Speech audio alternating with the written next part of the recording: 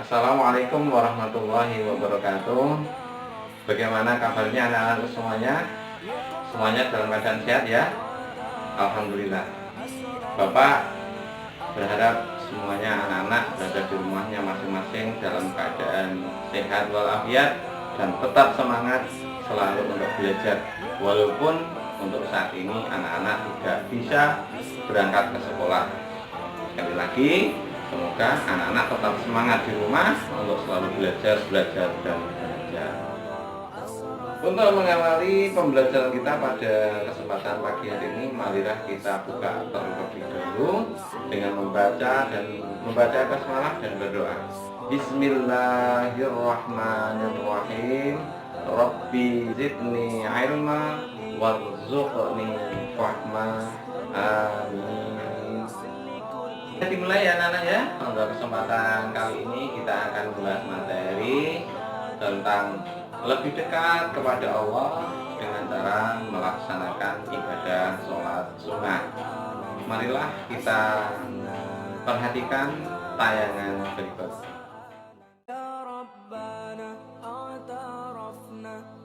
Pada kesempatan kali ini Bapak ingin menyampaikan video pembelajaran kelas 8 semester Gasal. Materi lebih dekat kepada Allah dengan melaksanakan ibadah sholat sunnah. Simak dan perhatikan tayangan berikut ini dengan baik. Pembahasan kali ini kita mulai dari pengertian sholat sunnah. Ayo anak-anak, silakan menyampaikan pendapatnya tentang pengertian sunnah. Ibadah sunnah adalah ibadah yang apabila dikerjakan mendapatkan pahala, jika tidak dikerjakan tidak berdosa. Betul sekali anak-anakku, apa yang sudah disampaikan oleh teman kalian tadi. Jadi yang dimaksud dengan ibadah sunnah adalah ibadah yang apabila dikerjakan mendapatkan pahala, bila ditinggalkan tidak mendapatkan dosa. Adapun dalam pelaksanaan sholat sunnah bisa dilaksanakan dengan 3 cara. Yang pertama, sholat sunnah bisa dikerjakan dengan cara munfarid atau dikerjakan sendiri. Yang kedua adalah bisa dikerjakan dengan cara berjamaah atau bersama-sama. Selanjutnya yang ketiga, sholat sunnah bisa dikerjakan dengan cara berjamaah atau dengan cara munfarid. Di antara anak-anak, adakah yang sudah mengetahui cara pelaksanaan sholat sunnah munfarid? Adalah sholat sunnah yang dikerjakan secara sendiri.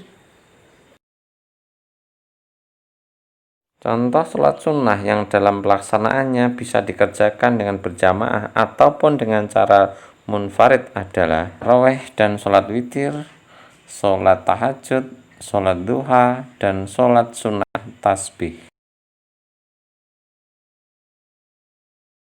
Sedangkan sholat sunnah yang dalam pelaksanaannya adalah dilaksanakan dengan berjamaah, antara lain sholat Idul Fitri, Idul Adha, istisqa maupun sholat gerhana.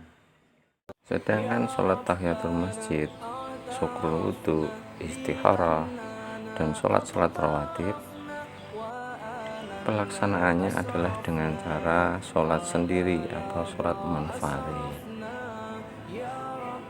Untuk sholat rawatib bisa dikelompokkan menjadi 2, yaitu sholat sunnah rawatib qobliyah maupun sholat sunnah rawatib ba'diyah.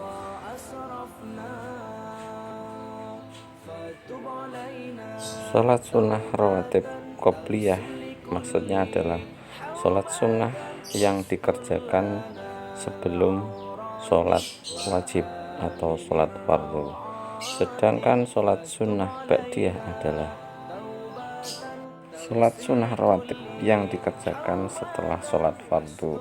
Sedangkan berdasarkan hukumnya sholat sunnah rawatib dibagi 2, yaitu sholat sunnah mu'akkad dan sholat sunnah rawatib ghairul mu'akkad. Bagaimana anak-anakku semuanya? Bisa dipahami? Masih semangat ya? Ya tentunya anak-anak masih semangat. Sampailah kita di akhir materi kita. Kita masuk pada hikmah kita melaksanakan sholat sunnah baik munfarid maupun secara berjamaah. Banyak sekali hikmah dan keutamaan yang bisa kita ambil ketika kita mau melaksanakan sholat sunnah, baik itu dengan cara berjamaah maupun dengan cara sendiri atau yang biasa kita sebut dengan sholat sunnah munfarid.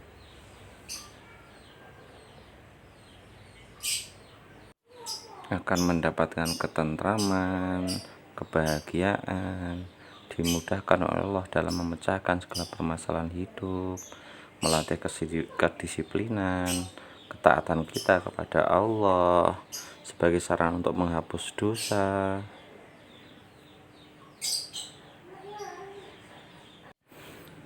dan juga sebagai rasa syukur kita kepada Allah Subhanahu wa Ta'ala. Bisa juga sebagai sarana untuk menyempurnakan ibadah wajib kita. Dan masih banyak lagi manfaat atau hikmah yang kita bisa ambil dari melaksanakan sholat sunnah.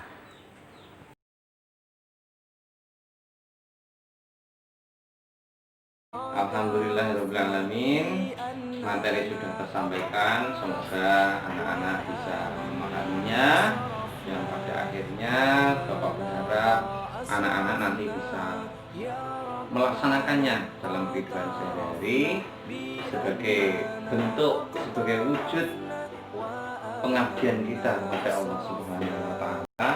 Kita berusaha untuk melaksanakan ibadah-ibadah yang wajib, juga melaksanakan ibadah-ibadah yang sunnah sebagai tambahan untuk melengkapi, menyempurnakan ibadah-ibadah wajib kita.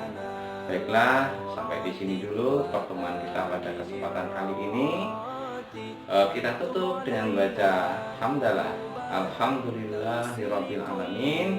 Subhanakallahumma wa bihamdika asyhadu an la ilaha illa anta astaghfiruka wa atubu ilaik. Assalamualaikum warahmatullahi wabarakatuh.